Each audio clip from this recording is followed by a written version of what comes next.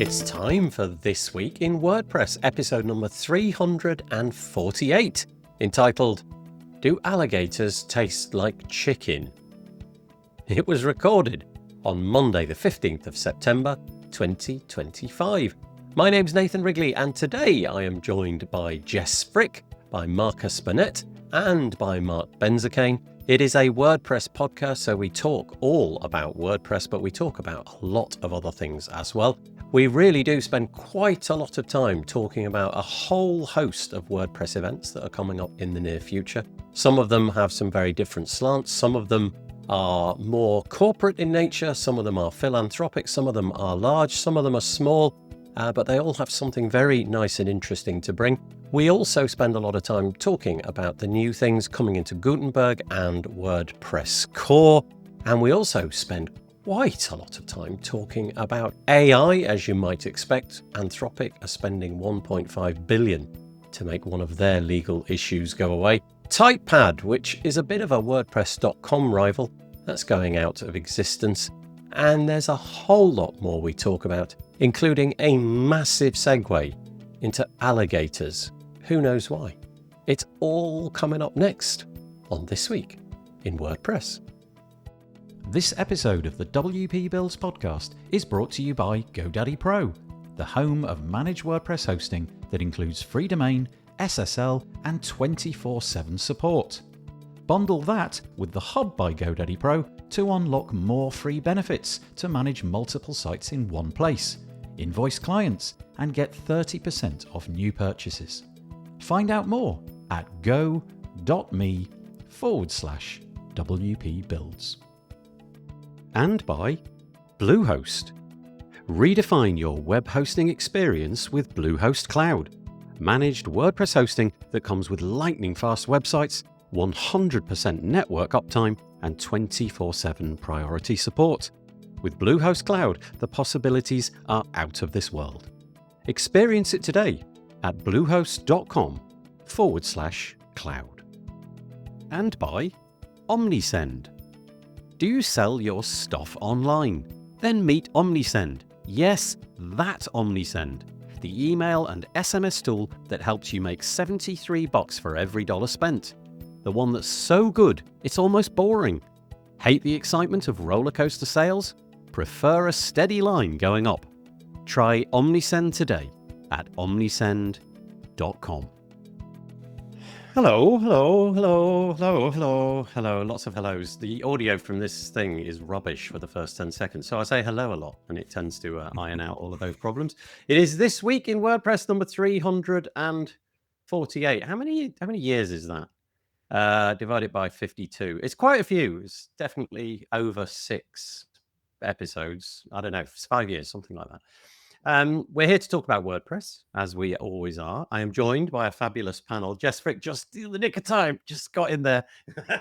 How you doing, Jess? How's it going? Oh, I'm good. I'm chasing time zones, man. No kidding. We wondered if that was actually what was going on, because is there some sort of shift at some point? Has yours moved and ours has moved? Maybe, I don't know. There is, and I overthought it, but thankfully my neighbor Marcus just ran over to my house real quick and was like, hey. How far away, Marcus, hello, by the way, how far away are you actually in the real world, really?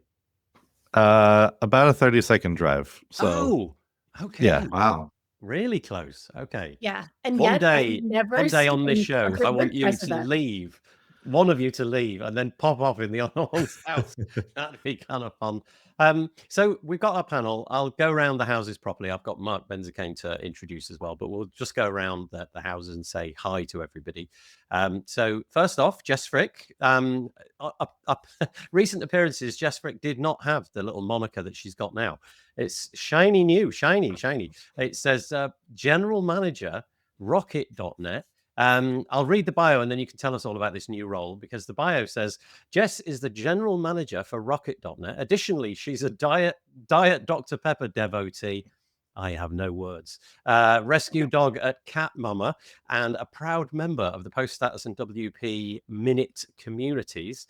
So Jess, just for you, what's going on at Rocket.net? How did it all happen? What's been going on in your life over the last few weeks? Oh man, so Ben and I have been friends for a long time. I'm friends with a number of people here at Rocket, and we've been talking about working together for a while. Um, then he had this new partnership coming up with hosting.com, which was also announced recently. Yeah. And he has elevated to become chief product officer at hosting.com. And he entrusted his baby rocket.net with me. So I am running all operations and taking care of our customers. Wow. One of my favorite things is we don't have a scope of support. We just are obsessed with our customers' experience and we go the extra mile. And so that's been interesting from an operational standpoint to work on. But Yeah. I was with Pressable for so long. I still love the product. There's so many good people, but I am thrilled to be Team Rocket all the way now. Nice. Well, I'm really pleased. Last time you were on, you were kind of dangling a carrot. You could tell us that something was going to change, but you But couldn't. now you know. Yeah, but you really did stick to your guns, so I applaud you for that, because it would have been very easy to just sort of I'll tell you a little bit, but you didn't. You were stuck to your guns. But I'm very, very pleased that it's all working out for you over there. So you can check that out at rocket.net. What a find that URL was. I imagine Ben bought that when it was still quite a desirable thing to have. Yeah. Yeah. Yeah. He spent at least $20 on it. Yeah, I was going to say it's definitely not one of the cheap ones. So there's Jess Frick joining us today. Thank you so much. Then we got Marc Burnette, who's down there. I guess a similar story in a way. Recently, Marc used to be with GoDaddy. He was on the show many times under those auspices. Recently moved over to Bluehost, and I'll read out the bio. Marcus works at Bluehost and runs a WordPress community site called the WP World. You can find that at thewp.world. Trying his best to get Nathan in trouble with customs again. Yeah, there's a whole story here, and it's about this. If you can, is it gonna? Anyway, that box there says "Unleash the Wapu." It's a little card box. You can see that cards fit into it. There's absolutely loads of them. Here's what they look like, and this is Marcus's card game. Now, honestly, Marcus has done such a terrific job. I mean, they are totally, like, really professionally legit cards, each of them containing either a Wapu or something adjacent to a Wapu. But the little hidden benefit that nobody knew about is that if you walk through a radar machine at an airport with a pack of these, they don't like it. And it sets off all the alarms. So I got pulled over because it's too warm. Just customs for some reason, because no one who flew inside the US had any issues. Just me. Well, it was the fact that it was oversized. They said that's not a regular pack of cards, so it looked really suspicious.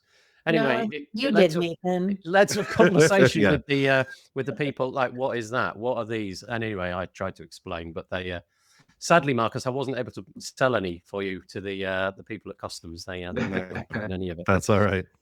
Where can we get the card game, Marcus, if we're interested? Unleashthewapu.com. And I do have a few actually that some are going out today to people who have already purchased. Nice. And I do have a few extras for people that might be interested. Just give us the little elevator pitch. What is the purpose of the game and gameplay and things like that? How does it work? Sure. It's a game for 2 to 6 players. Get together, enjoy the nerdiness of Wapu and the WordPress community. And you only need one deck to play. You can sit down if anybody has a deck and play. And the purpose is to kind of collect all the Wapu that you can in the space in front of you, aptly named the dashboard. Nice. And whoever gets to a certain amount first wins. Well, you can definitely play it easily because all of the rules can be contained on just this one little card. You get multiple of these little cards to be able to figure it out. So if you go to Unleash the Wapu or Google Unleash the Wapu or go to the URL that Marcus just said, you too can be the proud owner of one of these, and just put it in a little, what's it called, Faraday cage as you go through the customs there. So thank you for joining us, Marcus. Appreciate it. And then last but by no means least, over there, Marc Benzakein. Hello, Marc. Hello. How you doing? I'm good. How are you? Yeah, good. Marc, I've just refreshed. Marc's written a bio, so that's quite good. A minute ago, I didn't see it. I did write a bio. I'll read it Oh, out. Here it goes. Marc Benzakein is the marketing lead and partnerships manager at Main WP, which basically means he convinces plugin developers to play in the same sandbox as Main WP and somehow makes newsletters interesting to read. His career path looks like a choose-your-own adventure book, one that includes importing coffee without a distributor. Oh, that's interesting. Launching an ISP without knowing what DNS was. Oh, that's really interesting. And surviving the early internet with only a fax machine and raw optimism. We had a whole conversation before we hit record about fax machines, but I won't bore you with that. These days, in his spare time, he's been working on a new podcast called Failure, in which he and a guest talk about past failures. Its focus is to show others that they're not alone. First episode dropping this week. Stay tuned. That's a nice idea. I like that. This week coming out. Yeah, and there is a person here on the panel who actually I got to interview. And Nice. Okay. yeah, It's a Jess waving. Where do we find this? Have you got the site and domain all sorted? I have a domain. I have no site sorted. This whole idea really came up. It was almost, I don't want to say it was an afterthought, but it was definitely something that came up on the cuff. I was talking to someone here at the co-work and they said, what kind of podcasts, do you think need to be out there? And I didn't even think about it. I just said, I'm really tired of all the success podcasts. They all say the same thing. And it's not, it's not that the information is bad.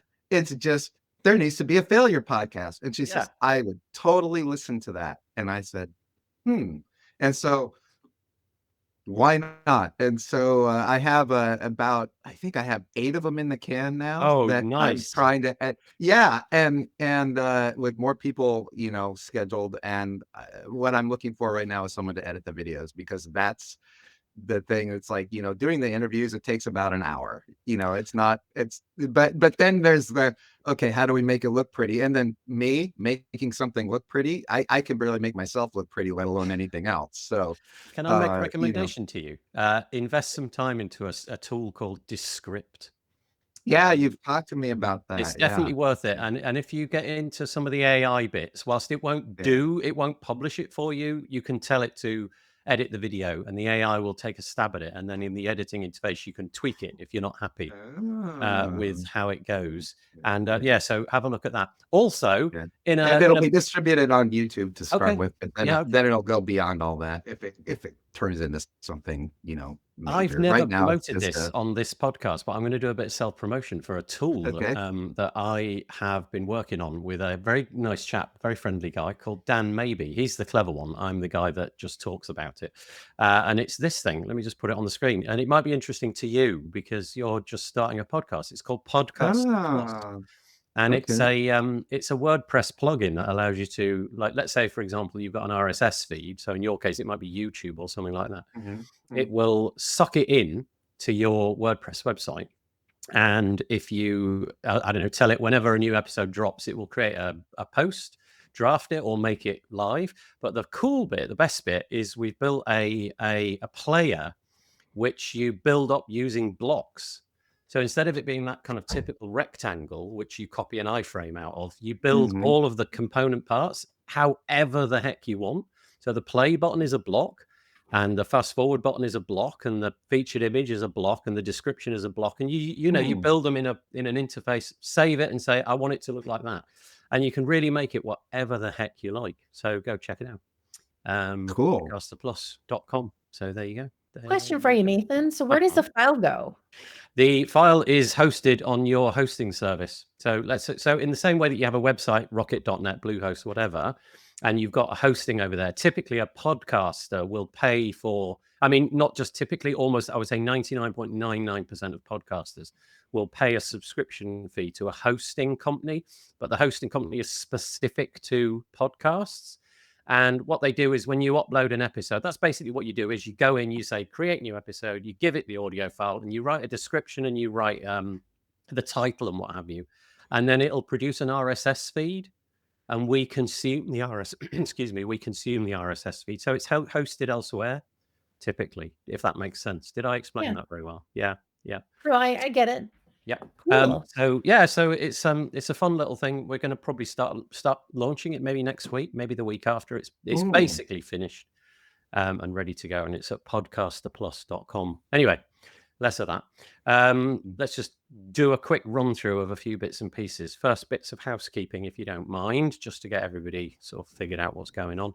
If you want to join us, or rather, if you want, obviously, if you're joining us already, you've found your way here. But if you want to direct your friends, colleagues, relations, or whatever, send them here. wpbuilds.com/live. There'll be a video embedded in there. You can watch it there. And if you want to use the comments on the right, that's YouTube. So you'll need to be logged into a Google account. And then if you don't want to use YouTube comments, then click the little button, top right of the video player. It's a little black button, I think it is. It says chat or something like that. And then you don't need to be logged into anything. And yeah, please just send people there. And then when your comments come through, we will put them on the screen, a little bit like this one from Courtney. Hi, Courtney. Happy Monday, says Courtney. She's in your neck of the woods, I think, isn't she? She's not Florida, but she's on the eastern seaboard, I think. I could be wrong about that. Peachineri says hello. Taco, the Don Shop. I was in South Shields, UK, less than 24 hours ago. Oh, you were wise to leave, Taco. I don't know much about South Shields, and I think I'll leave it at that. But I'm joining you from, I don't know how to say that difficult word now. Anybody want to have a stab at that word? I'd go Widgeon. Widgeon. I'm going to say Widgeon. Yeah, Widgeon. Yeah, in some Dutch word there. And oh my God, that title looks so good on you, Jess. Woohoo! That's nice. Patricia's joining us from Europe somewhere, probably Germany, I'm imagining, and Taco's back. Nathan isn't wrong. The podcaster player is really nice to work with. Thank you, Taco. He was one of our beta testers and gave us some nice feedback, which was great. RSS, who invented that? Dave Weiner invented that. And I chatted to Dave Weiner this week, which was kind of fun. I got really nervous, got really stage frighty, which I never get. I got really panicked. Kind of like I had to calm myself down. Because to me, talking to somebody like Dave Weiner is a bit like regular people talking to an A-list movie star. And I got a bit freaked out. But luckily, he was a very kind and considerate chap. So that was nice. Hello, Elliot Sowerby says. Tammy Lister's joining us as well, which is nice. And very windy here in the UK, says Tammy. There you go. That's all of the bits and pieces out of the way. Okay. Let me get those off the screen if I can. I actually can't. Oh, yeah, because it's a caption, not that. There we go. That's gone now. Right. Let's put the bits and pieces up that we're doing this week. Bit more self-promotion, I'm afraid. Firstly, this is us, wpbuilds.com. These are podcast episodes. You can find them in this archive just here. This week, I chatted to Amir Helter from WPML. WPML translates your WordPress website into multiple languages, and they've gone all AI, as you might expect. I think AI, I don't know what the panel think about this. AI has, in my life, not really made that much of an impact. It seems to be making everybody else's life really exciting. Tammy's going to kill me because she's desperate to make me like the AI apostle, but I'm not becoming it particularly quickly. But I really think that translating stuff is a completely credible use of AI because it's pretty functional, isn't it? It's not really trying to create anything new. It's just trying to take one thing from one language to another. And in the past, plugins like WPML, really, it was moderately expensive to do because you had to get human beings involved at every step. You wanted to go from German to Japanese, you basically needed a human to do that. And now AI will do all, well, I think they go do something like 50 or 60 languages. It'll do them all in like 5 seconds. So if you've got a blog post and you want it translating all over the place, it'll do that. So he's on the podcast to talk to us. Did you see the Apple announcement with the AirPods? I'm really excited to try that out. Apple's new AirPods will do live translation. So someone speaks their language into your AirPods and it will translate into your language in your ears, kind of blocking them out. And then same the other way, or if you speak, it'll translate onto your phone so you can show them if they don't have AirPods what you were saying. That is really excited to see that in action.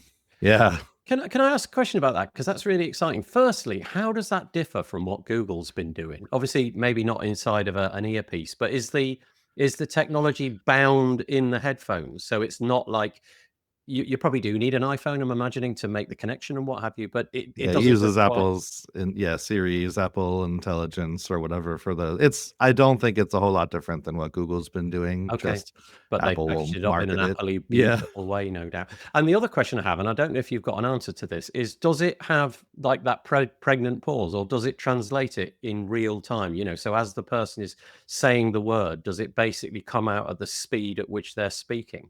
Yeah, I'm not sure. I'm Not. excited to see how it works. Yeah. And if it Yeah, is, yeah. I don't want to stand there for 10 seconds waiting for it to translate and then Right. continue the conversation. So you'd imagine it'd have to be fairly snappy. But yeah, Can you imagine I'm if they curious. pull that off?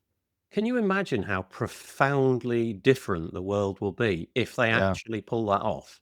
I know it just sounds like a clever gimmick, right, when you say it, but imagine you could get off a plane almost anywhere on planet Earth and you could In a potentially mix of communicate. languages, not even just one, Right. any language that's around, should filter Yeah. in and be in something that you understand in your ears. Yeah. Wow, that's true. Okay, so the answer is I didn't see that. But that's really exciting. And the fact that it's in that teeny tiny small form factor, which kind of gets out the way and doesn't look weird, Hmm. is pretty incredible. Yeah, that's amazing. Anyway, WPML will endeavor to do that with your WordPress website. So that's Yeah. where they push their endeavor. So we've got an episode about that. So go and have a look at that. And then more recently, I did an episode with Birgit and Anne McCarthy all about the bits and pieces happening in WordPress core. I'd just draw your attention to this as well. I did release an episode. We do these episodes probably every, I don't know, month or 2 months, something like that, with Joe Dolson, who's one of the core committers on the accessibility team. And we go through a bunch of websites and try to pick out one thing, like one aspect of a bunch of websites. And this time around, we were doing keyboard navigation and how the websites cope with that. And it wasn't great. But there was one winner, which was the sort of Harvard Gazette, which was pretty amazing. So it was nice to see an example of it and a site executed really well. So you can check that as well. Go to this archive here. You'll be able to find it. And I think that's it, basically. Then we're on to the bits and pieces that our panelists have bought. And I can't remember which one of you wanted me to mention this. I think it might have been Marcus. I think I tossed it in there. Yep. Yeah. Do you want to go for it? Tell us what you're thinking. Yeah. I just tossed it in here. Unfortunately, I'm not going to be able to be there, but I am a media partner for LoopConf. The WP World is somewhere at the bottom there. So, been tasked with helping get the word out. The WP World is down there. Yeah, it is. It's in 10 days, I believe, and it's in your part of the country. And just getting the word out that the schedule and speakers and all that stuff are on the site. Go get your tickets so you can join up. Yeah, there is so a couple of things I would add to this. The first one is that if you are coming, and there's quite a few people that are, it collides perfectly with the WPLDN event, which I co-organized with the guy who's working with me on the podcast, the Plus plugin. So that's Dan Maybe. So if you are in London, the night before, so the 24th, which is a Wednesday, we'll do our regular WPLDN meetup. 2 speakers. Tammy Lister is actually one of them, who's in the chat, and Mike Demo is the other one. So it's the turn up at 6:00, 2 presentations, then we pack up and go to the pub for a bit, and then you'll be able to wake up bright and early in the morning with no hangover at all, and head straight to LoopConf, and they're all within a short walking distance of each other. So it's a real nice 1-2 hit. So it's happening 24th is WPLDN. Actually, I should probably put the page up, shouldn't I? WPLDN is the 24th. So let me just quickly see if I can find that. There we go. WPLDN.UK is the address there. Ooh. And that's the 24th, involving Tammy and Mike Demo. And as you can see here, if you fancy getting 50% off your LoopConf ticket, you can use the code WPLDN, and you'll be able to apply that and get 50% off the ticket price. So I also saw on the socials that Brian, who is organizing LoopConf, he was making the tickets available. I don't know exactly at what price, but he was making the point that if price is the problem to getting you to attend, get in touch with him and he'll try and work something out. So there may be a deal to be done if you think you might be able to make it. So there we go. There was LoopConf, the first one. You can see Yeah, it's I what conf. I also have information that Brian and his lovely wife Katie will both be there, and I don't know Nice. that I've ever seen both of them in the same place at the same time. Oh. So that might be worth the ticket Yeah, price all on just its for that. own. Yeah. It's central London. It's 8 speakers that you can see right here. I won't go into all of those, but yeah, one day and then an after party afterwards as well. So join them, join us, and there we go. loopconf.com. And then this one, Marcus, you brought to our attention as well. Do you want to mention this one? Sure. Similarly, I added this one because tickets are on sale. Go get your tickets now. I'm actually helping organize PressConf for Nice. 2026. It's in April, but the early bird, we're calling them startup tickets. The early bird price is good through the end of this month. So I wanted to make sure that people are aware of that and to go get your tickets now. PressConf happened for the first time last year as a sort of spiritual successor to Pressnomics, which happened for, I believe, 8 or 9 years. And it's fantastic. Everyone who went last year, ask just about anybody who went, they would guarantee that you'll have the time of your life. You can get to see some. It's a one-track conference, so everyone's in the same room, even the sponsors and everybody. We're all gathered in the same room. Very intimate talks. Nothing is recorded, so everyone who speaks can be very open and candid about their talks, knowing that it all just stays in the room. So you get some very different talks than what you would at most other events. So anyways, yeah, tickets are on sale now, and encouraging people to go get them before the early bird price is up at the end of this month. It's April the 8th to the 11th, 2026. It's in Tempe. I think you pronounce it like that. Tempe, Arizona. So yeah, pressconf.events is the URL for that. Pressconf.events. I will put a link in the show notes. Okie doke. Unless Jess or Mark have anything to say about those, we'll move on. I just want to say that I agree. PressConf is phenomenal. I hate that it's at the same time as WordCamp Asia. I know PressConf announced their dates first, and then WordCamp Asia came out. So obviously they were both trying to avoid one another, but things happen. But yeah, it's a phenomenal event. And I It'll be love that real you're interesting. organizing, Marcus. Sorry. I love that you're organizing, Marcus. Oh, yep. Me too. It'd be kind Happy of to be part of that interesting to team. see if there's a precipitous drop on the WordCamp Asia ticket sales, especially from your part of the world, the USA, because I'm imagining, given a choice. PressConf isn't that big. Okay. Yeah, Well, it's 200, I think, something like It's that. about it's going to be about 200, so it's not going to take a significant chunk away from WordCamp Asia, but yeah, it's a fantastic conference. It's a lot of decision makers, a lot of corporate decision makers that are going to be there. The demographic is different at PressConf than what would be at WordCamp Asia. So yeah, I'm fully convinced that it's worth going to, and there are lots of other considerations, travel price and location, safety, and all of that when it comes to traveling to WordCamp Asia and all of that. So they're just different events, and people will choose where they can be. Going to talk about traveling to Tempe in April versus August? Oh, it's going to be beautiful in April. That's all I'll say. Yeah. I'm just wondering. So, just to give some context to that, the next iteration of WordCamp US is it? No, it's not Tempe. It's Phoenix, isn't it? Yeah, they're neighboring cities. Similar environment. Yeah.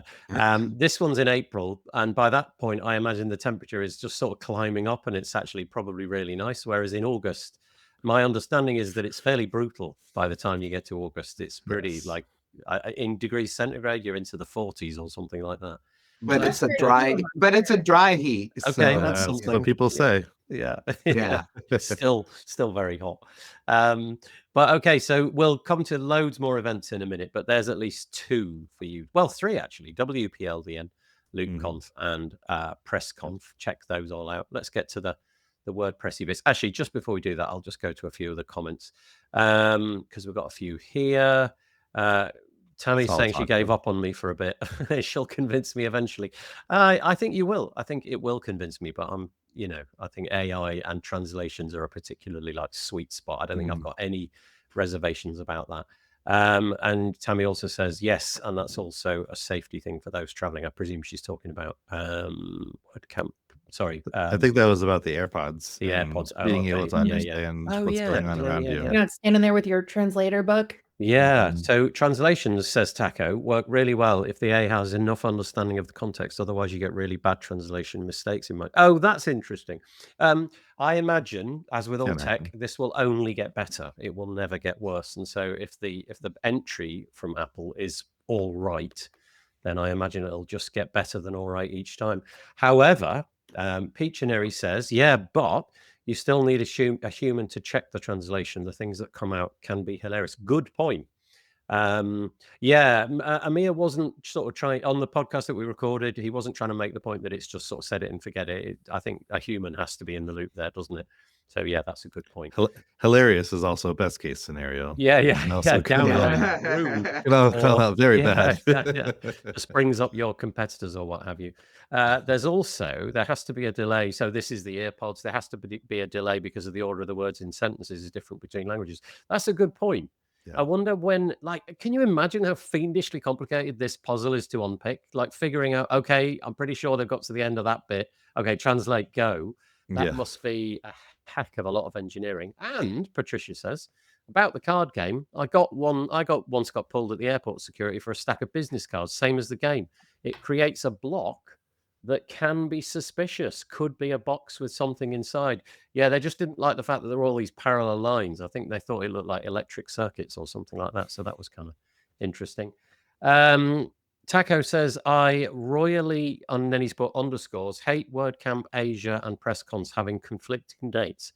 I don't want to miss either one. Yeah, unfortunately, the die has been cast this year. But, do you know what? Marcus Burnette, if only there was a website that we could go to where somebody listed out a whole ton of events so that we could see when things were happening. If you could just, wait, it's called the WP. Well, do you go that far into the future? Do people at this point yet reach out to you with prospective dates? Do you do any of that kind of stuff? A couple. I have a couple that are just kind of a month and year and not full dates, but I have any event that I have some semblance of information for, that people are okay with me posting. I'll add, some people just kind of want to put things on my radar and they're not ready to announce it yet. I'm not gonna pull, put information out there that organizers don't want me to have out there just yet. But do you know what though? It would be a nice, and I'm not asking you to build this, but it would be a good thing to have a place where you could put prospective dates as well. So in this case, obviously that could have been avoided, but it wasn't, because presumably neither of the parties knew what the other ones were thinking. And then by the time it was announced, everything been booked up, the accommodations sorted and all that kind of stuff. It would be good if there was a place where you could just list out, here's the 12 dates that we might do, or the 3 dates that we might do, or whatever. And then people could go and kind of, like those kind of collision things that you have on calendars to make sure that the 3 people involved didn't conflict with one another. Taco says he's going to stop spamming us now. No, keep going, Taco. It's wonderful. I love it. And then more comments about what have you. And then Tammy, out of nowhere, lost my nail clippers at New York Airport this time. Oh, damn. I have no words. Yeah, that is dangerous. Yeah. Do you mean lost as in they took them off you, or lost as in you literally lost them?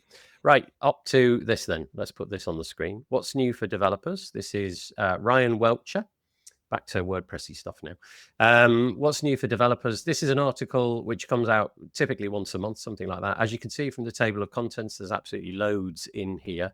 I'm just going to touch on a couple of things, and then you can go and have a look yourself, because it goes kind of a little bit in the weeds a little bit later. But there's a couple of highlight items I want to mention. Firstly, WordPress gets an accordion block.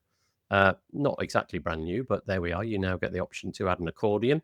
It comes with 4 sort of subsets. You've got an accordion item, an accordion header, and an accordion panel. Basically all the bits that you need in an accordion, given their own block. So that's quite nice.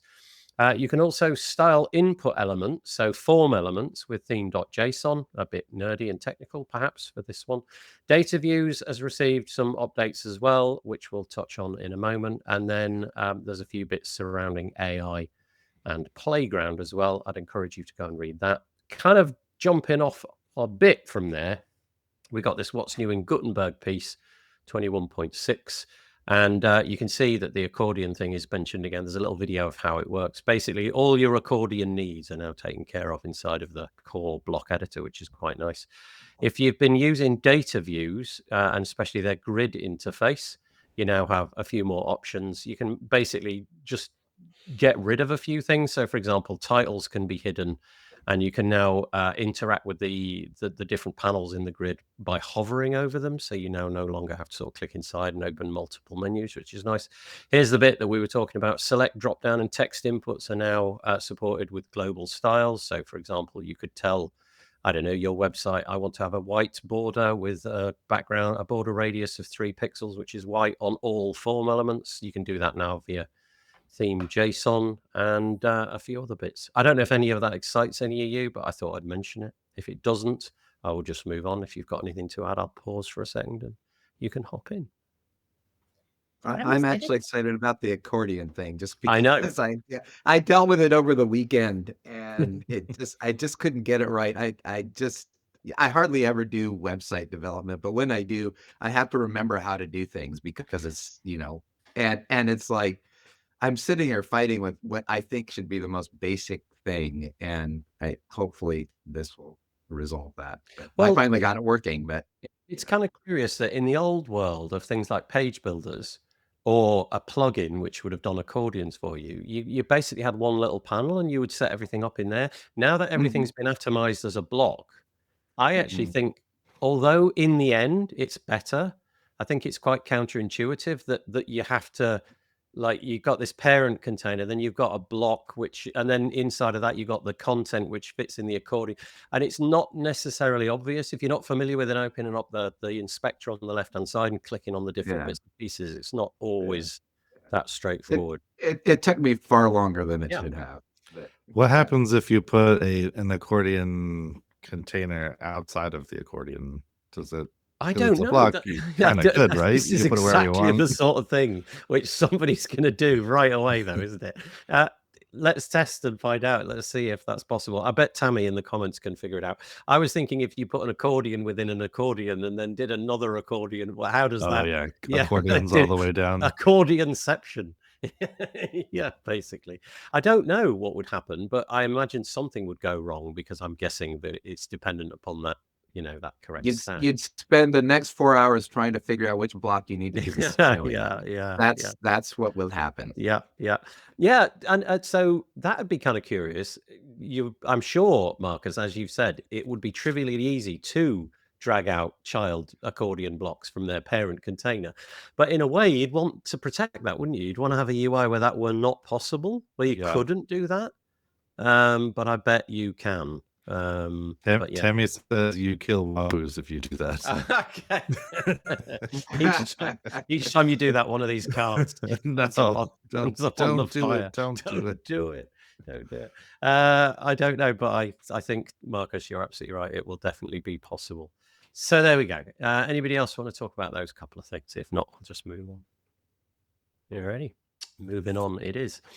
This is only going to matter for a very small subset of you people, Tammy probably being one of them. Two-factor authentication is going to be required for people with very important capabilities on make/core. So basically, if you have the capacity to update core, then you are, as of the 16th of September 2025, you're going to have to get 2FA set up. Let's pray you already did that and you know what this all means. If you don't know what 2FA is and you have core commit access, then I think all is lost. But you're going to be forced to do it, because if you don't, you're going to be downgraded to having the contributor role, and you suddenly log in and nothing will be possible. So anyway, there you go. It's a step in the right direction, I suppose, in terms of making sure that everything is locked down just as you would expect. I'm surprised that wasn't done earlier, in all honesty. I imagine most of the people have already done that, but okay. Shall I move on, or are you happy there? Moving on then. Okay, so we've got a ton of event stuff coming up. So we've already mentioned several, but here's a few more. From the makers, I believe this is true. I think I'm right in saying this. From the LoopConf folk, so Brian from WP Sessions, they have announced the dates of Woo Sesh. This is a 2-day event, it looks like. For some reason, I always thought it was a 1-day event, but I'm probably wrong. It's happening on October the 14th to the 15th. So what's that? About a month from today. It's virtual. And you can basically go and get yourself signed up at the moment. 2 days, 22 speakers, 17 sessions, infinite fun. And you too could save yourself $799. It's not that arbitrary amount of money just put in there. $799. No. It's free. And obviously, you can get from the name, I'm sure, that it's for those of you that are really into Woo. You're just using WordPress with no e-commerce. It'll probably be a curiosity, but maybe not up your street. But I Woo, heard they have some really phenomenal speakers this year. oh, go on. Let's scroll down. I'm going to take the bait. Let's see who they got. Okay, here we go. Hey, look at that. There's Courtney Roberts, and she's in the comments. That's nice. Yeah. Let's keep going. Keep going. Wait for it. There's Oh, Michelle. there he is. They're pretty similar to Marcus as he is right now. Same sort of length beard. Same. Is it the same cap? Are you wearing the same different cap? angle. Yeah, pretty much. So yeah, the great and the good. Look, we can see them all there. So loads and loads of people. Do you know what yours is about? Oh, they got your they got your moniker wrong there. Look, they've got you still working. Yeah, these are. I think these are past. I think these are past speakers. Okay, good. Because you didn't know you were doing it in October. Wait a minute. Yeah, I've spoken a couple times before at Woo Sesh, but I don't believe check your spam.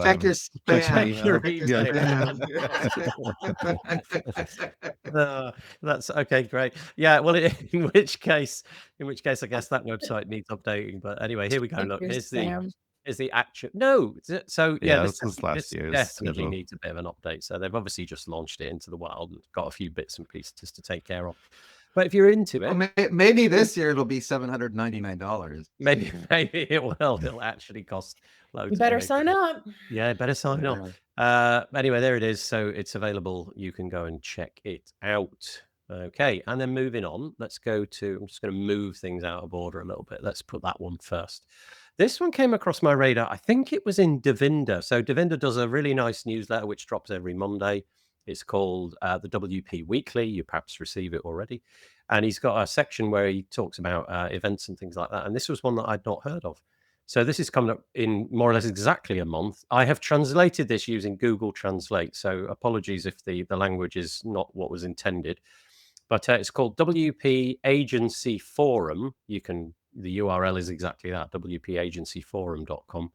And it says, WP Agency Forum is an event created for web development agencies and professionals who offer WordPress-based services and seek to grow in a structured, profitable way with a long-term vision, like an agency, basically. And then if you click here, you can buy your tickets. It looks like this one is, if you go for the online entry, you don't have to pay anything. But if you want to actually attend, I'm guessing it's in person. I'm not sure. Well, it says in person, but I don't know what that means in terms of dates and things or timings, but that's going to be €100. So you can check that out. There's the speaker list. Just quickly scroll through it. Marcus Burnette is not on that one. Marc Benzakein disappeared, but he's back now. That's good. Hello, Mark. I don't know what happened there. Yeah, it's a sigh of relief. Mops his brow. You can go and check this one out. Okie dokie. Anything on that one, anybody? Probably not. I missed all of it. So no, don't worry. No, it's a new event. I think it's amazing. I think it's so good. It's amazing. So Absolutely. good. You're on the speaker list, Mark. I don't know if you knew, but right down at the bottom there, you're. Guess I better check You're doing the keynote. You've got 7 hours as well on stage. It's pretty impressive. Wow. Really glad you signed up for that. Wow, I'm so excited about it, and I'm learning Spanish. I'm learning Spanish just to be able to do it. So. And really, to pivot so beautifully into talking about WordPress and knitting like that is brilliant. I'm really looking forward to that whole thing. No, crochet. Sorry, there's a difference. I've obviously trodden on it's a sensitive talk. It's a sensitive thing. And here we go. Here's another one. This is really interesting. I wonder if this pattern will continue. Maybe this has been done before, but I've not heard of it. We're on the repository by Ray Moray. Go and check everything out that she does. She's a brilliant contributor to the WordPress news space. In fact, I'd go as far as to say she is the contributor in the WordPress news space. She's just brilliant. She's written an article all about WordCamp, and I cannot get this word out of my mouth. Gdynia. I'm going to go for that. Gdynia. It's in Poland. And they've taken the really interesting decision to not only do the conference in Polish, which you'd expect, given it's in Poland, but also to offer the presentations, or some proportion of, in English as well. And it says here, when the conference kicks off on the 26th to 28th of September in the seaside town of Gdynia, or city, sessions will run in both English and Polish, a deliberate move to open the event to international speakers, attendees, and sponsors. So I don't know if that's like half of them are going to be in English or what have you, but it's Maciek Palmowski, who's been on the show several times. And they just want it to, well, he says, the shift has been about breaking out of what he calls Poland's comfortable bubble. With 3 WordCamps now running annually in the country, he said the same speakers and sponsors were starting to circulate from city to city. The only way we can make the pool bigger is either to make the event kind of wider or add another language. Have you ever heard of this, panelists? Have you ever heard of an event doing like a multilingual thing like that? It's everyone I've ever been to has always just been English because of the nature of where I've been, but... Yeah, I have not actually. I think that's pretty interesting. Most of the camps, well, here obviously in English, but in Spain and other regions, they generally just do in their native language. Mhm. So this is interesting that they've and the reasoning makes sense, right? They have a pretty good turnout, but they seem to get a lot of the same speakers and same attendees because they've sort of, I don't know, I guess box themselves into the region. And so this is their way of figuring out how to kind of broaden the circle and attract more speakers and attract more attendees.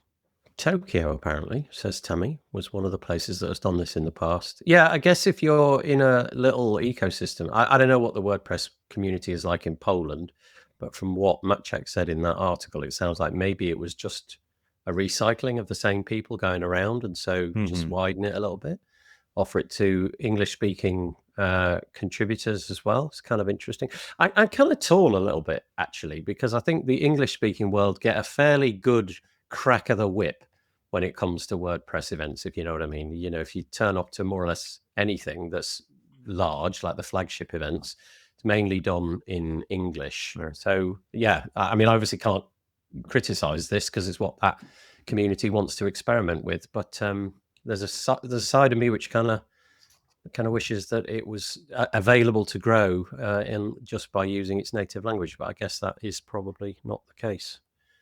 So there you go. Okay. There's a bit of this article though that made me laugh out loud. Scroll down just a little longer. Maciek's quote. Oh yeah, what did he say? I confess I didn't highlight that. Where do we go? Stop there. Okay.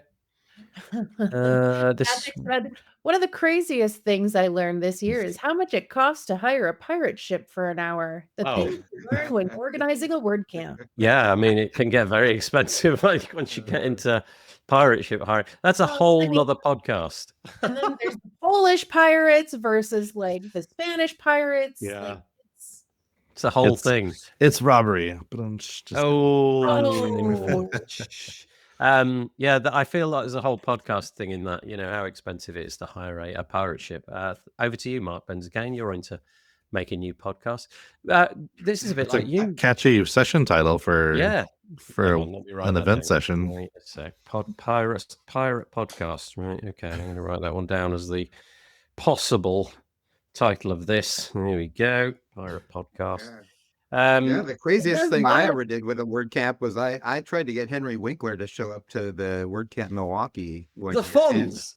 The the Oh. fawns. Well, because Milwaukee is where like we have the bronze fawns, and our whole theme was like 50s, and to his credit, to his great credit, his agent responded to me and said he'd love to be there, but he's out of the country. But he's sending you a bunch of signed books that he's written. Oh wow. So I got a box full of that I gave away as prizes at the WordCamp. So you That's never pretty know. fantastic. It doesn't hurt to ask about stuff like this. Because What would he? I just love the idea that he would have contributed by basically walking on stage and going, "Hey," Hey. just walked up again. Exactly. By the way, Marc, that sows a seed in my head. You know how we're always talking about ways to sort of jazz up WordPress events? I think that would be so interesting. Each event has to bring some celebrity, just completely out of context, get some celebrity to come on stage, just do whatever they do for 10 seconds and then walk off again, just as a bit Your of a choices gimmick. are celebrity or pirate ship. Oh, a pirate. Yeah, you can get a pirate ship on. or pirate ship. I don't know who I'd nominate. If back in the day when Elon Musk hadn't sort of thrown so much weirdness out there, I had a lot of ideas around trying to get in touch with Elon Musk and getting him on a podcast episode. I don't know who it'd be now. If I could bring anybody to a WordPress, do you know who I'd like? And it's a bit nerdy, but I'd like Linus Torvalds. I'd love to get him on stage. That's kind of in the wheelhouse, though, isn't it? It's not that weird. But okay, panelists, let's go through you one at a time. Who in your life would you bring to a WordCamp? And it does not have to be related to WordPress at all. So I'll start. It would be Linus. And if it had to be somebody that was nothing to do with WordPress, it would be an British musician called Jacob Collier. I think he would be great. He's like this jazz musician, but he's a bit a lot of people think he's like comparable to kind of Mozart and things like that, in that he's got this depth and breadth to his musical knowledge, which is not normal. He's kind of a superhuman when it comes to making music. So I'd drag him on stage and tell him to just play as a song, Jacob. So, okay, there's mine. What about you, Marcus? Who would you drag along? Well, I wouldn't be a father of two girls if I didn't say Taylor Swift. Really? Gosh, now you are aiming high. She's like the top of the list. If that doesn't get the youth into WordPress, I don't know what would. Can you imagine She if literally did? is on WordPress. Is she? Yes, she lives on WordPress. There Yeah. you go. Yeah. Can you Yeah, imagine though, WordPress VIP hosts her. if you got her to an event, like that would be chaos, right? Wouldn't it? There would be no way of managing that in a sensible way, because you're right. It would be tens of thousands of younger people showing up just to be in proximity. It would cease to become a WordCamp. She just needs to say the word WordPress, and I think we'd have a whole different. You could charge $60 for those tickets. Oh, Taylor Swift, imagine it. Okay, that is going to be my constant watchword. Let's see if we can get Taylor Swift onto this show at some point before the year 2096. Hey, it's any Taylor Swift. Any Taylor Swift. All right, that's a good one. I like it. You've aimed very high. Jess, what about you? Who would you drag? Oh, dead David Bowie. Oh, yes. He would be incredible. Can you imagine his thoughts on futurism and everything? That's great. I love it. Yeah. Unfortunately, he's passed away, so you've got to go for somebody who's alive. I'm sorry, they're the rules. Well, no, you didn't specify. You're so right, I didn't. absolutely. Right. Yeah, It would be very awkward though if you brought David Bowie on stage. Would now. it be slightly? That's a gross thought. I'm never going to get rid of that. There's a great show in the UK. I don't know if you've seen it, Jess. It's called Extras. It was a guy called Ricky Gervais starred in it. I think it was Extras. And in it, they had like all these cameo roles, and one of them was him, David Bowie. And he plays this song about Ricky Gervais's character, and it's so humiliating. It's absolutely brilliant. You should watch it. The song is called "Little Fat Man."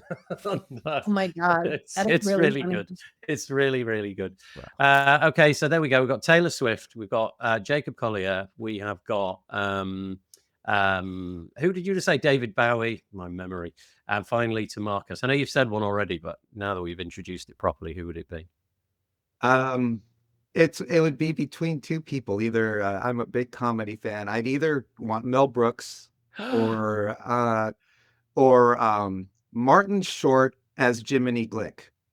Okay. And Okay. if you haven't watched Jiminy Great Glick choices. interviews, oh my goodness, that is so There's funny. my I mean, live you'd never one. get a word in edgewise, but what's So that? if Mark's doing Short, I'm doing Steve Martin. Okay. Okay, Yeah. there you go. And then There we've got 'em you both. go. Yeah. There you Yeah. go. Right. Okay. And I've got a new passed away one, which is a British comedian called Tommy Cooper, who, if you haven't Googled him, when this show is finished, just do it. Spend 3 minutes of the presence of Tommy Cooper and marvel at how funny one human being can be without actually doing anything at all. Just makes you laugh just by standing still. It's absolutely ridiculous. Okay, here we go. Pirate at a Paisley ship, apparently. Okay, that's good. Totally agree with you, Jess. I don't know what she's talking about there, but She's talking about Bowie. Just in okay, general. Bowie. Okay, of course, yeah. And David in Extras was hilarious. He was hilarious.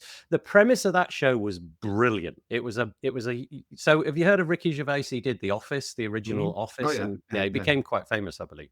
And he did this show called Extras, and the whole show was based around him trying to get into a Hollywood movie as an extra, just to be somewhere where he said one line. And so they filmed the whole thing from his perspective. And in the background were all these A-list celebrities. So like Johnny Depp and things like that. But the twist was Johnny Depp, in effect, was the extra because he had like one line in the show where he'd say something like, "Can you just go on over there?" And that was it. That was all he got to do. And so the A-list became the extras and the extras became the A-list. It was really cleverly done. And there we go. Apparently, Taylor Swift's website is built with Cadence and is so breathtakingly inaccessible. If only Taylor Swift had a few dollars lying around where she could employ somebody, who was an accessibility expert. What are we talking about, says James? Why? What the heck? Yeah, indeed. You dropped The in world's this point, most you've no idea. incredible WordCamp panel. That's We're what trying to talking imagine about. who would we invite to a WordCamp just to spice it up a bit, and we ended up. What you're listening to is something that went way off the rails. It really That's did what go you're off the rails listening very, to. very quickly. But I love it when it does that. That's why this show is so much fun. Okay, let's get back on the rails. So that was us talking about this WordCamp event in Poland. This is a similar story to the one that Jess just announced. Obviously, Jess has moved from Pressable, now in charge general manager at Rocket.net. Something similar, I suppose. Well, it's an internal promotion, but I thought I'd mention it.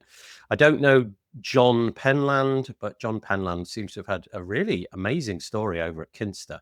He has now become the Chief Executive Officer, so CEO. And in of itself, that's what it is.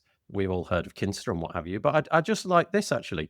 I like the fact that he started out in Kinsta as a support engineer 9 years ago.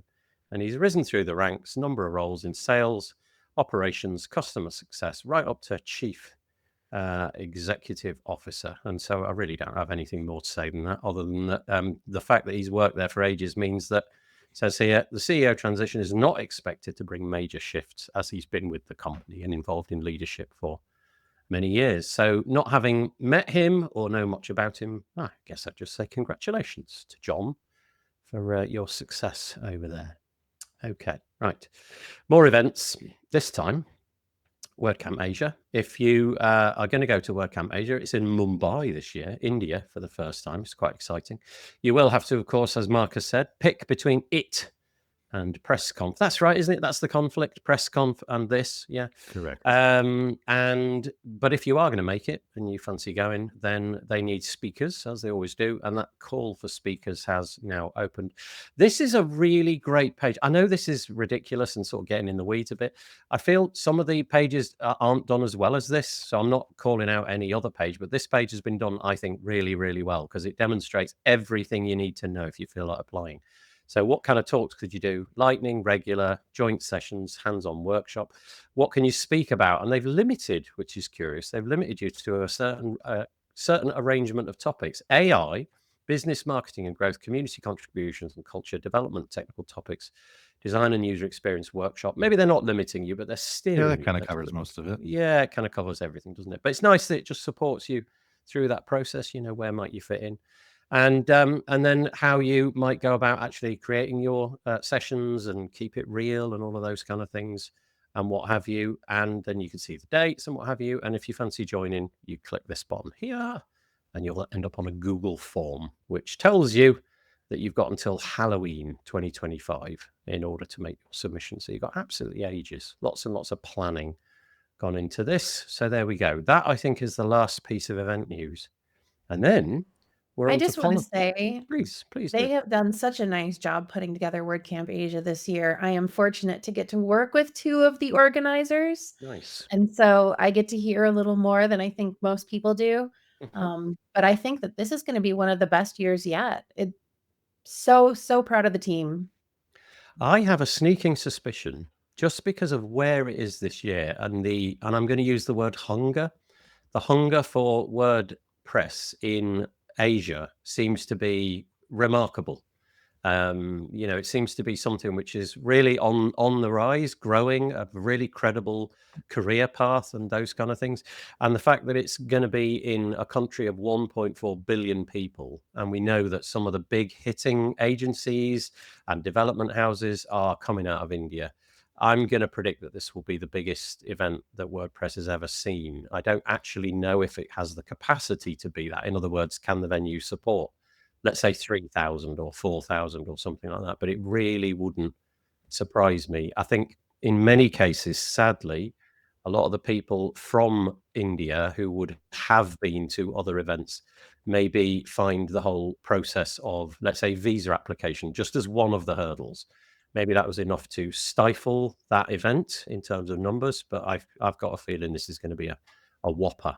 So for that reason alone, I think it would be curious to show up and see what it's like. A 4,000 plus WordPress event will be. Yeah, India has local events that are 600-800 people, which is that's crazy. And they have a lot of them. It's not like there's just one or two. COVID came and went, and it seems to have risen off the back like a tidal wave. In my part of the world, it all fell to pieces, and it's very hard to get it to come back. So that hunger is going to be amazing. There you go. Echoing my thoughts there, Taco. Because it's in India, I think it has the potential to be the biggest WordCamp to date. Yeah, I think we need a bit of that, don't we? I feel like it would be nice. I don't know what your thoughts are. I know that two of you, at least, me included, three of us, went to WordCamp US, and that felt like it was much, much smaller than the previous iteration. I think 973 tickets or something like that was sold. I could be wrong about that. So going to one which was big, I believe, would be amazing. Yeah, and Patricia, I believe India doesn't issue visas for people from Pakistan. Oh, really? Okay, that's news. That's intel that I didn't know. So if you're from Pakistan or Bangladesh, you will not be able to attend. That's I don't know if that's factual, so we should probably have them look into their. Yeah, I would love to know if that's true, actually, Patricia. I mean, I'm not denying your sincerity there, but it would be good to know if that's actually the case. The dog, Jess's dog, I think had something to say there. Unfortunately, he did it in bark, and I don't speak bark, so I don't have the AirPods yet. So no, imagine the day when that happens, and you can finally. That would be amazing. That would be absolutely amazing. Yeah, I wonder what the dog was basically going to say: food or walk or door. It's only a matter of time, really. Yeah, it's only a matter of time. I believe someone had the audacity to drive in front of my house. Oh, okay. Mm. Yeah, and that was it. It was outrage. A lizard the- crept across the driveway. That's what sets my dog off. Yeah, there's something that the non-Floridians don't understand. What's that? Oh, that. Marcus gold. said a lizard. Yeah, crow. no, we don't Yeah. have lizards. No. We Yeah. only see pictures of lizards. No, And that's frankly, that's alarming enough. that's the least of it. That's the You have to- I thought you were the human talking about side. alligators.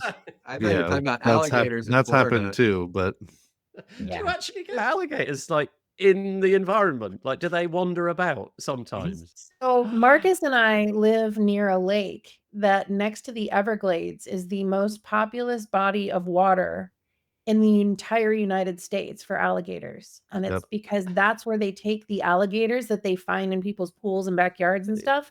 dump them They there. throw them in this lake. They It's do. not They really right. do. Yeah. And so, like, how often, honestly, how often do you see an alligator just sort of hanging around, just kicking the Very tires on frequently. Really? If you came to visit, I could guarantee you an alligator sighting. Yep. Wow, that's mental. That's actually mental. If you'll forgive me, I don't want to see an alligator. But also anytime bald soon. eagles and like red hawks happy. and Well, we have lots of hawks in this area. Happy with that. Just the alligator. But alligators don't typically eat people. Look at us, we're going off feast again so quickly. They don't eat people, do they? Do they? They do. I'll bet they do. If you get Yeah. close, they don't seek people out. But Okay. if you get close enough or threaten their families, then Okay. sure. Wow. They're not You s- super aggressive like Okay. crocodiles, right? Right. So, no. Most of the time when you hear somebody got hurt, it's because they're doing something They were stupid. doing something dumb, yes. Oh, Which like Florida prodding the alligator known with for a stick or also. something. Yes, that's right. Yeah. Yeah, Look, like I'm a something with YouTuber. my I'm gonna head get- inside his mouth. Ah. Yeah, Yeah. that's right. I'm a social media influencer. I'm going to photograph myself. That's just Darwin Award stuff Yeah. anyway. I mean, it's Yeah. it's natural selection at work. It's Yeah. There's this award which is issued every year. We have the Nobel Prize for I think I mentioned this on a previous show. I'll just be quick. We have the Nobel Prize for outstanding contributions to something, whatever it may be, science or what have you. There's a body of people who put together the Ig Nobel Awards. Ig Nobel meaning, kind of exactly the opposite of Mhm. noble, although Nobel and noble are not the same word. And it's for the most pointless thing. Like the pointless thing in whatever field. And this year, one that caught my attention was the science one. And the Ig Nobel Award for science this year went to somebody who spent, I think, 4 years of their life, and their PhD was trying to figure out which way up it is best to transport an unconscious rhinoceros. Just what? I mean, just toss a coin, try it on a few. Tell me There you you were go. born into money without telling me Oh, you were you born gotta into be, money. gotta be born into money. Spoiler alert, it's on its side. is my James is guess. apoplectic. James, Well- tune out now for your own sanity. James, Is what I was saying. Apparently the answer is rhinoceros. Yeah, Yeah. apparently. Rhinoceros. Okay, Rhinoceros. let's get back to it. So Taco had a comment. You can't be serious, can you, Taco? That would be phenomenal. So the comment is, I'd love it to be the first WordCamp to go beyond 10,000 attendees. Taco, in all seriousness, could you respond to that? Do you actually think that's plausible? 10,000 just seems like such a big jump, doesn't it? It's like I have 3x. no idea what the Yeah. capacity is at the venue. I was gonna say, what does the venue hold? Yeah, You know. yeah. I don't know, but I mean, if you could, you would, right? And it seems like India would be the single country on earth at the moment. Okay, Patricia was doing a bit of a check. It was told to me by somebody from Bangladesh. Okay, thank you. So, and then isn't it visas that they need? Says Tammy. I will stick to being next to sheep and a river with frogs. Yeah, that's about as bad as it gets here, Tammy, as well. I like it. But does, gosh, honestly, does it? Does alligator taste like chicken? That's got to be Yeah. this episode Yeah, it title. does. It does. Oh, does it? Okay. Yeah. All right, I'm going to write that down as the title. Alligator taste. It's a little Okay. chewier, but It it is. basically tastes like chicken. Okay. Yes. Side note, Marcus, I think our next meetup needs to be a black hammock. What's Sounds that? good. Okay. Get some alligator tenders, nuggets, Yeah, alligator they, nuggets. they serve gator bite. It's a restaurant slash airboat facility that is on the side of the lake that we were talking about with all the alligators. The vegetarian credentials of this show have just fallen out the yeah. floor. I mean, Oh, I have yeah, no words. Yeah, okay. Several regular WordCamps, says Taco, in India have blimey neck. Several regular WordCamps in India have 1,200 plus attendees. So I don't think 10K is impossible. So you were being serious. Okay, what an aspiration that would be. Let's hope the event organizers have the space to put those in. So getting back to where we were. So call for speakers is basically where we started off with that. That's where we started. That's where we started off. And then we ended up with eating alligators. Well, it's probably best we don't leave a ton of time for whatever. Yeah, that's right. Yeah. Okay. Right. Okay. Quickly then. I have no idea what this Quickly, let's not talk about this at all. No, I think this is good. I think this is a good one to talk about. But I'm gonna couch it in my utter lack of legal understanding. I'm just going to read the bit at the top. So there has been a development for many months now. The legal bits and pieces between Automatic and WP Engine have been going backwards and forwards. As before, Ray from the repository tracks it better than anybody that I know of. She does the hard work to make it understandable. Like, she literally attends virtually the entire the entire court proceeding, which is going a bit above and beyond. So yeah, but I don't really understand what's going on. But I'll just read out from Matt's blog. Matt being Matt Mullenweg, produced a piece. What date was it? Does it say it on there? It doesn't. It was a few days ago. And he says, just got word from the court that the court dismissed several WP Engine and Silver Lake's most serious claims. Antitrust, monopolization, and extortion have been knocked out. These were by far the most significant and far-reaching allegations in the case. And today's decision, and with today's decision, the case is narrowed significantly. There are then links to Gibson, which I presume is the court. The legal company that they're using. I'm not entirely sure, but no doubt, if not already, I'm sure Ray will apprise us of what actually this all means. But obviously things are moving. And in this case, Matt appears to be satisfied with the way that they've gone there. I don't know what that means for the future or how much we've got left, but I think the end of 2027 is more likely when all of the shoes will drop. But that's all I have to say about that, unless any of you want to mention it. No? I think antitrust and monopolization is really hard to prove, so that doesn't surprise me. I'm a little bit surprised about the extortion one. But I'm not a legal expert either. I've just been following from the peanut gallery like most of us have. Yeah. And that one sort of surprises me.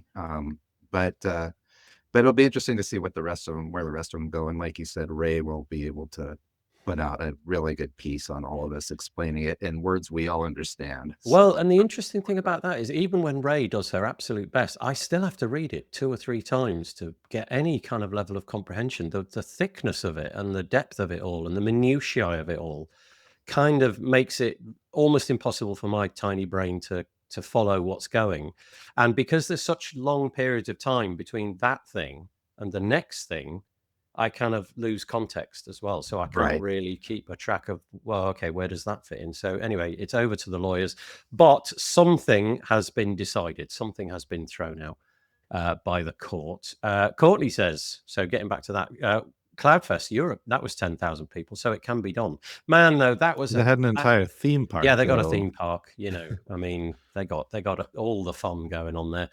Okay, dragging us back into eating alligators. Okay, sorry, it's got to be done. James, he's from being confused to participating. I was going to say, he was the director here that was keeping us on, and now all of a sudden this is acceptance. This is James just accepting where we're going. I love this show because it's like this. This is why I love it. If it was just really all about WordPress all the time, I don't think it'd be anything quite as interesting. The fact that it goes off the rails is great. James, this is the last time that 2 Floridians are allowed to be on the show at the same time. Right. I feel that rule coming. I was so excited. It felt like when your work bestie gets scheduled with you. Yeah. Yes. It goes straight into the alligator conversation. I have tried alligator, says James, in New Orleans. No, he's not in New Orleans. He's tried it in New Orleans. Alligator fritters with a creamy parsley sauce. That sounds It's good, just actually. making me That sounds hungry. that, yeah, that actually sounds good. Okay, here we go. I think the difference between, so this is Taco. We're on to the Matt piece now about the legal action. Taco says, I think the difference between Matt's article and Ray's article is interesting. Oh, she's written a piece already, has she? Okay, thanks, Taco. Maybe we'll draw that out next time. Matt's claiming a win feels optimistic. He said, okay, right. Okay, so Taco, you're saying that there's maybe a different spin on it presented somewhere else. Okay, I will have a look at that. And then Imran, hello, Imran. Imran Sadiq from Web Squadron. Each time Matt's claimed a win in the WP engine drama, never really is a win. Yeah, okay, so thank you. So we've got two very different approaches there. I'm reading off the Matt version of things, and it would appear that maybe Ray and Taco and Imran have got a different opinion. Well, I shall go and So you're saying looking at something that's written from a third party objectively might be more appropriate than reading something that's written by one of the participants. I Is think that that's what we're they're saying. I Oh, think okay, that's got what it. they're saying. Yeah, I will go and have a look. I will go and see what I can see in the future. Right. Okay. From one extreme to another, let's move on. This is a few pluginy bits that came my way, usually from other people's newsletters and things like that. I can't remember where this one came from. It might be the WP Weekly again. WooCommerce people, I don't know if this will be of interest to you, but this is version 1.0. It's called, I'm going to try to pronounce it. It's called WAVinI Search. And I'll just read the bits and pieces.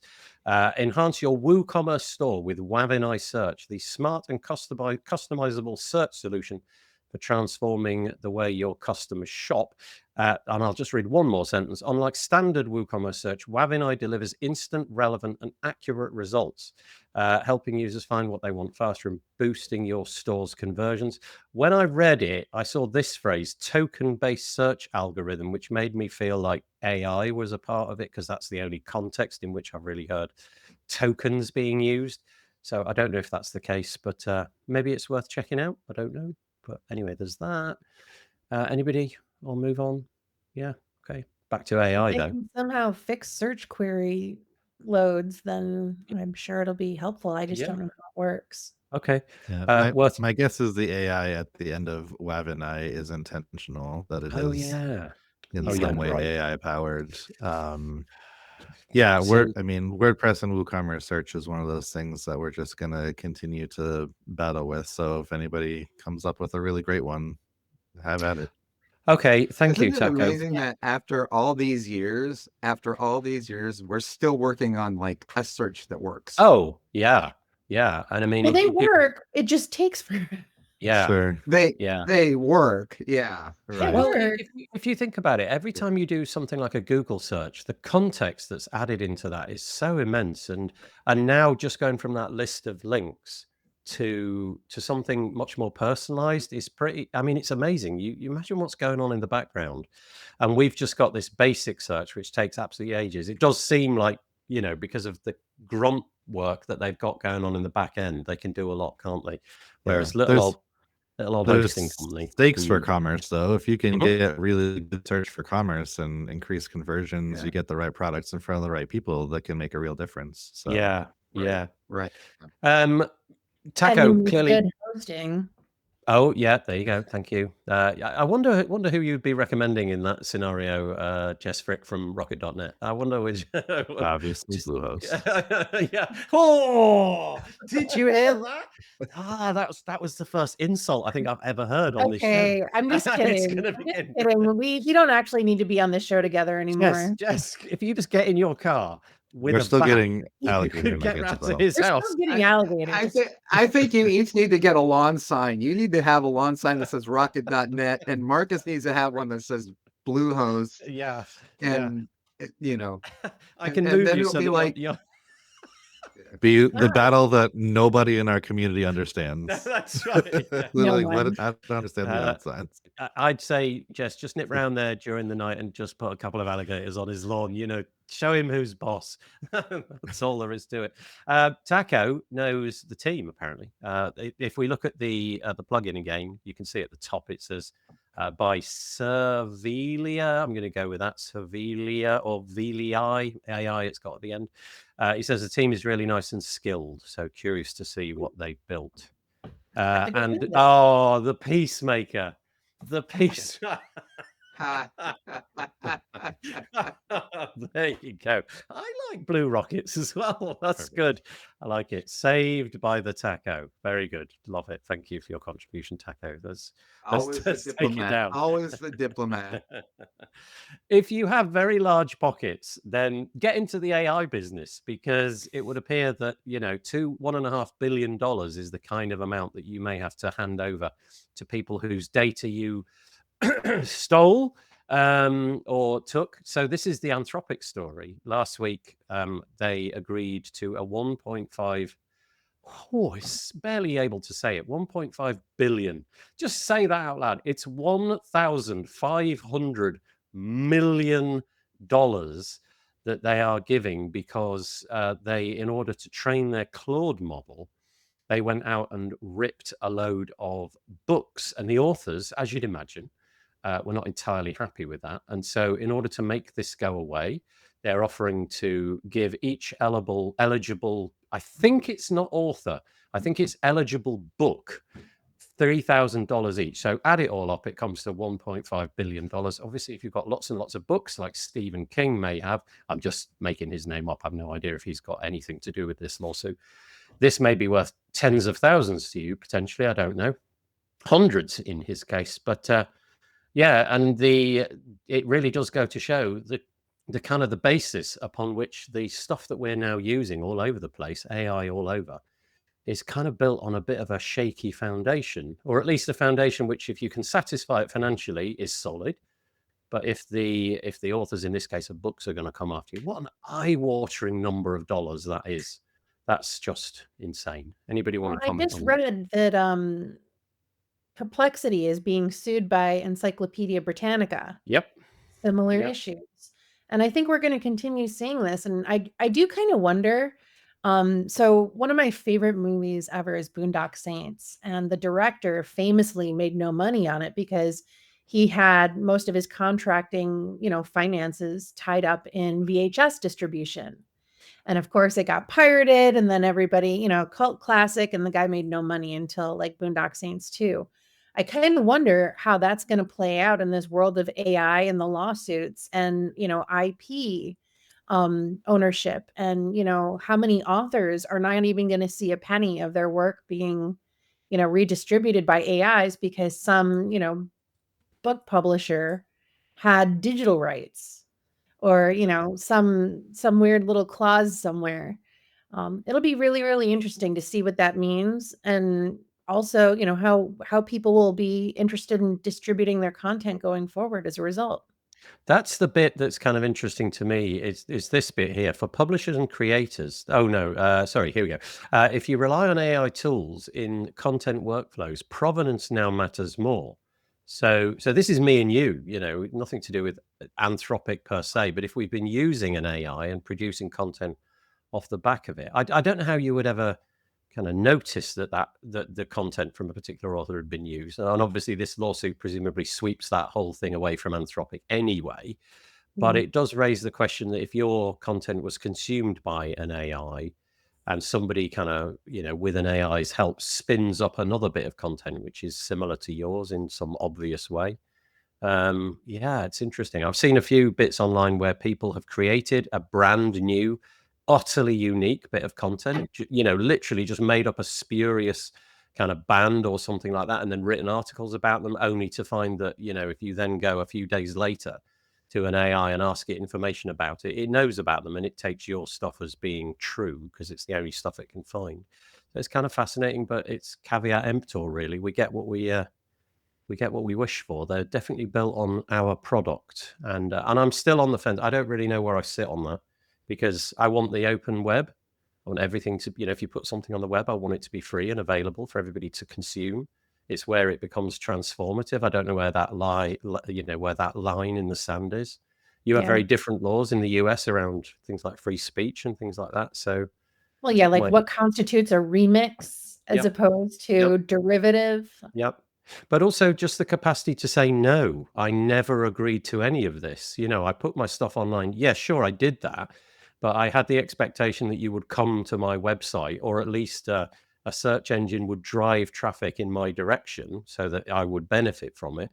Not now nobody's ever going to consume my stuff because it's going to be regurgitated out, or I don't know, a search engine just going to cream off the best bits and recycle it as if it was their own content. It's the battle of our time, I think.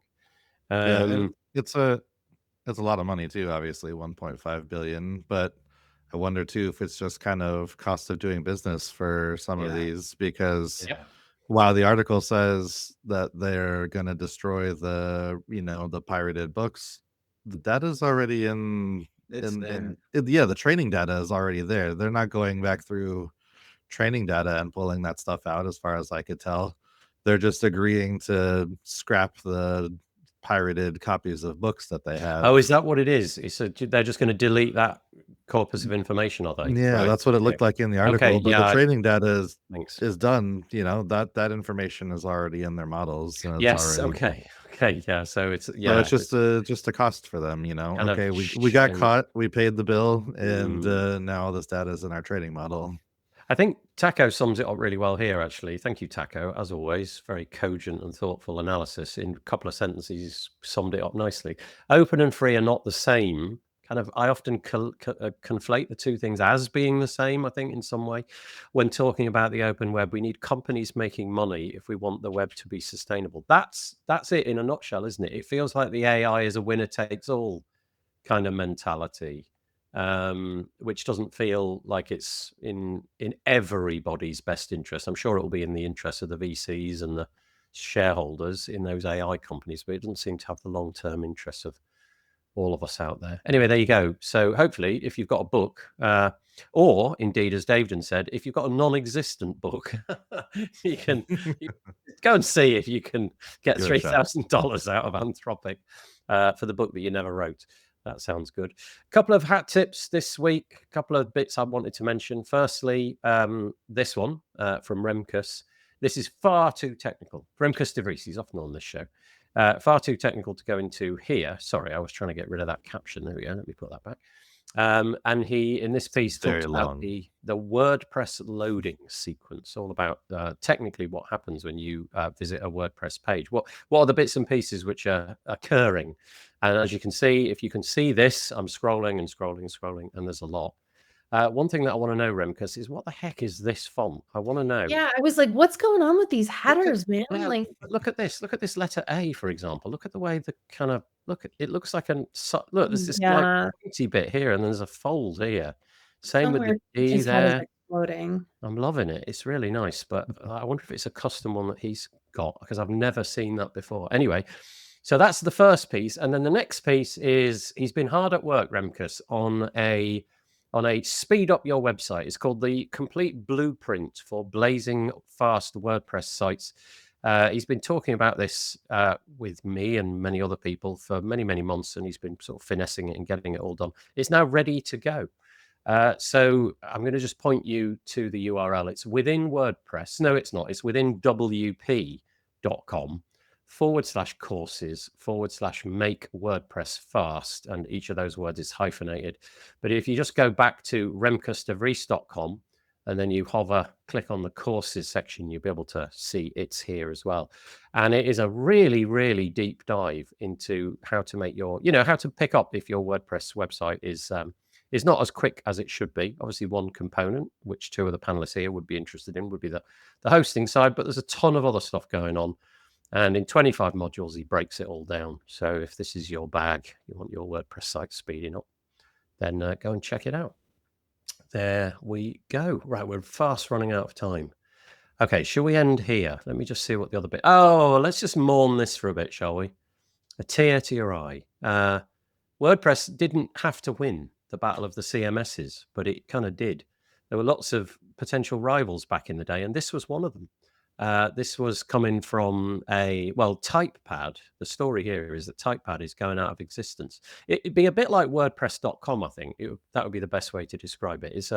It's an online version of Movable Type, which was a CMS. There's this long and storied history of how TypePad came to be and selling of it and it being bought by various people. But the point is, if you have a TypePad piece of content, if you've got a website out there, then it's going to die. It's going to disappear. So you've got just a few months. I think it's October. So coming up very soon, they're going to shut off the servers and the whole thing is going to go completely dark, which is very sad because it does mean that probably thousands, maybe millions, I don't know, of pieces of content on the internet will go out there only to be found on, I don't know, archive.org, or you could always somewhere Claude is licking its lips. Yeah, that's right. Yeah, Woo. exactly.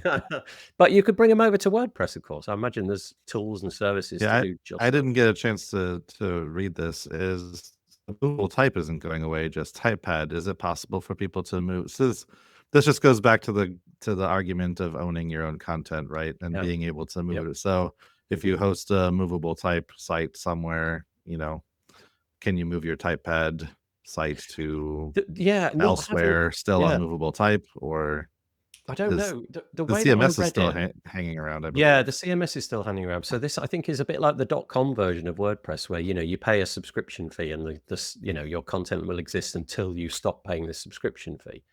I think that's the case here. So I imagine there's ways of consuming that content and throwing it over to WordPress. Maybe somebody in the comments can help us out. But anyway, it's going to go dark. They are going to turn the servers off slightly unexpectedly, because they said just a few months ago, earlier this year, that they had no plans to do that. So it is with a tear in all of our collective eyes that what was once a thriving rival to WordPress is going away. So 2 parts. One of them is going away, the online hosted version. So if that's you or a client, time to get them on some different hosting. Right, very last one. Last week we showed you a website which was like Windows XP. I don't know if you remember that, listeners, but we showed a website on the screen which was just like the operating system Windows XP. It was breathtakingly similar. And so just as we end, I'll raise you this one. This is the posthog.com website. I have no words for this. This is next level stuff. I've never, I don't think, ever seen anything quite as in depth as this as a website before. So if you're listening to this, it looks, I don't know, it looks like a distribution of Linux or something like that. It looks like a desktop, and there's a bunch of items, and it does not matter which one you click on. This interface opens up, and every single bit of it gets you somewhere completely different. Like it really is. It's like an operating system. It doesn't matter where you go. Let's open up, I don't know, whatever this thing is. You've got this whole, and you can like do searches and filters, and I mean, what the heck?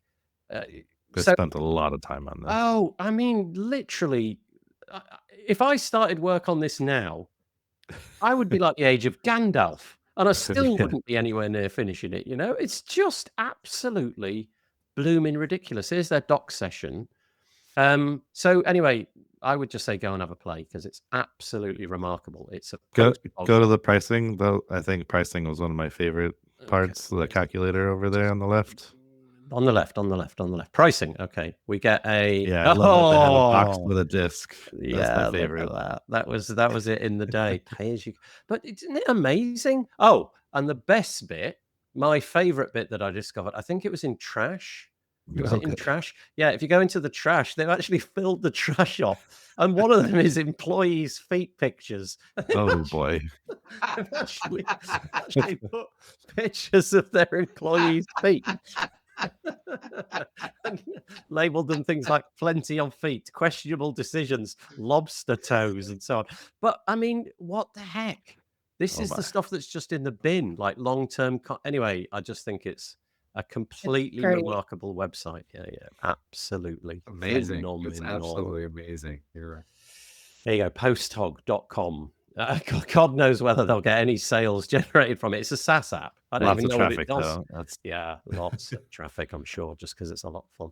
Okay, I think that's it. That's what we've got time for. So if everybody's all right, I'm going to call this episode Alligators Taste Like Chickens, because I think that kind of perfectly sums it up. Yeah. Look, Jess is limbering up. Yeah, He's already ready. my lunch is Ready, determined. stretching it out.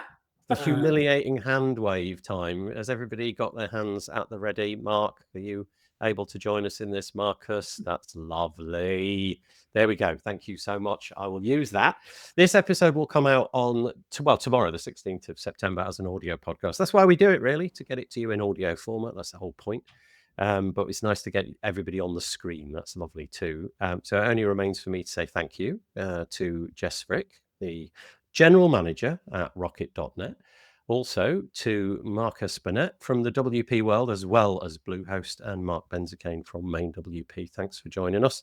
And of course, it goes without saying thank you to you if you were joining us live. Really appreciate that. You keep the whole show going and make us very happy indeed. Don't have nightmares about alligators unless you live in Florida, in which case you probably should be worrying about them right now.